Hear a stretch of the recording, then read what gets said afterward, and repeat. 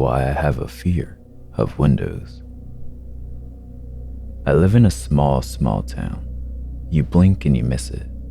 The best we can boast about is a single stop sign and a gas station, which we only have because of the nearby highway. Any actual semblance of a town is 25 minutes away. So, when things get scary out here, it's amplified. People run rampant and will steal everything they can from your house, but it's the normal out here.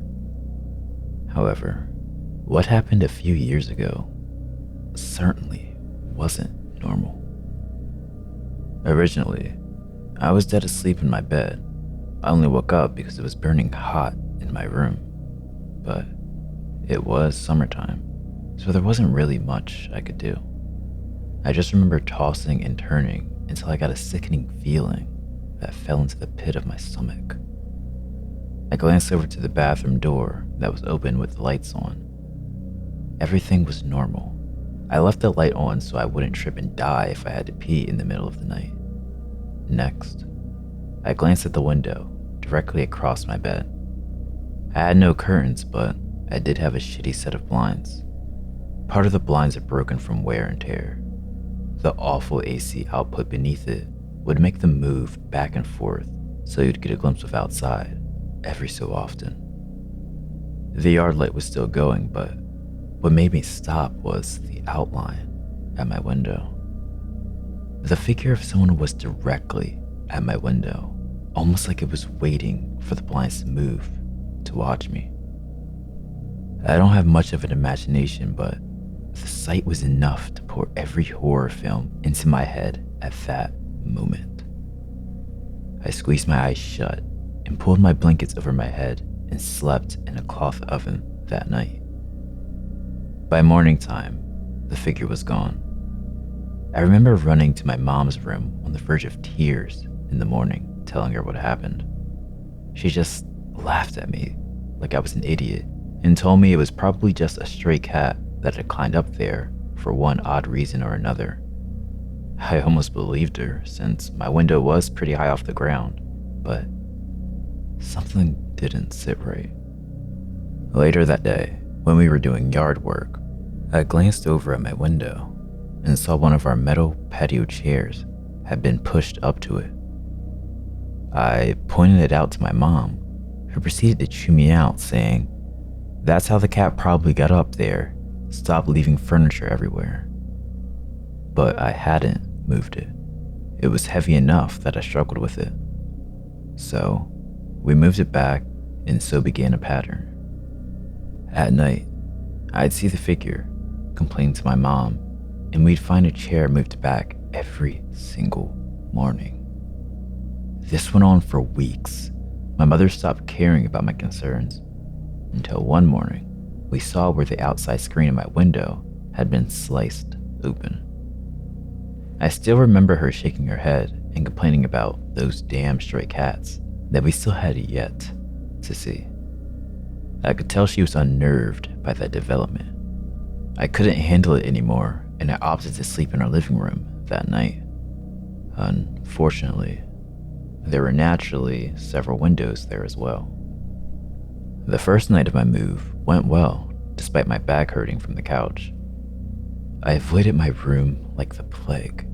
It wasn't until about 4 days later we ran into an issue. I woke up and glanced at the clock above the fireplace. It read a little past 3 a.m. I couldn't realize why I'd woken up until it happened again. There was a beam of light shining in from the kitchen window and into the living room, almost like someone was shining a flashlight in. I saw it trace along the walls and land on the love seat across from the couch I was on. I was mortified. When I told my mom, she continued to laugh at me. I gave in and decided I would sleep in my dad's room, even though it had a huge window. He slept in the recliner with the TV on. I felt more safe having someone around. The yard light was directly outside the window anyways. It seemed foolproof. That was until I woke up out of habitual fear and watched through the window across from the bed. Everything seemed normal as time ticked on, and I felt like a moron. Maybe my mom was right. I thought that until I saw a lone figure come out of the woods by the backyard shed. It walked directly under the light and headed to the patio furniture like it'd been there plenty of times before. I still remember the large build the figure had, and the confidence like it was the one who lived there and wasn't creeping around my yard in the dead of night. I just remember listening to the TV until I fell asleep again, hoping to get another glimpse. My dad would have been pissed if I had woken him up. He was grumpy on a good day and terrifying on a bad day. I didn't feel like risking it unless I had solid proof. The next morning, my mom chewed me out again for the patio furniture, which was routine almost a month later. But this time, something new happened. She demanded I stop playing in the toolboxes in the garage. A bunch of tools had been taken out and left on our doorstep. Screwdrivers, a large hammer, flashlights, etc. It wasn't me. I begged with my mom and pleaded with her. Just stay up with me one night.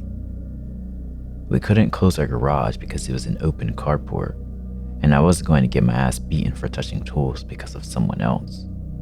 It was driving me insane. Finally, she agreed. That night, we would stay awake in the living room.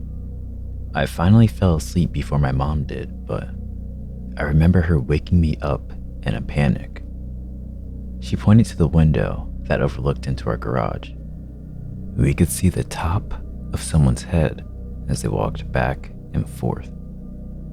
There was a sound of someone placing metal tools down on the brick steps, as if they were trying to be quiet, but couldn't fully muffle it. She whispered for me to go wake my dad. My dad was angry, having been woken up in the middle of the night by his frantic daughter. He grabbed his pistol and headed out from the back door towards the front of the house where the garage was located. We heard my dad screaming and someone dropping tools. Then, the shot of a gun twice. The frantic footsteps pounding out of the garage felt like they were coming from my chest. My mom peeked out the window, then opened the door, and my dad stumbled in. He had missed both shots because of his unstable aim, but told us that there was a man crouching at our front door, looking at our door handle. None of us slept that night, and in the morning, officers arrived. They didn't do much besides ask if anything had been stolen, for a description of the man, and told us to install cameras. That was it. They said the guy was probably just looking for something easy to steal for quick money. If that had been the case, why hadn't he stolen the tools, the generator, the welder, or broken into any of the vehicles that were just sitting in the garage? We finally set up hunting trail cameras around the house, but nothing has happened since. Coming home from college for the holidays, I still get nightmares about the incident years later when I sleep in my own bed. I don't know what he was looking for or why he did the things he did. Whatever the case may be, man at the window, I hope we never meet again.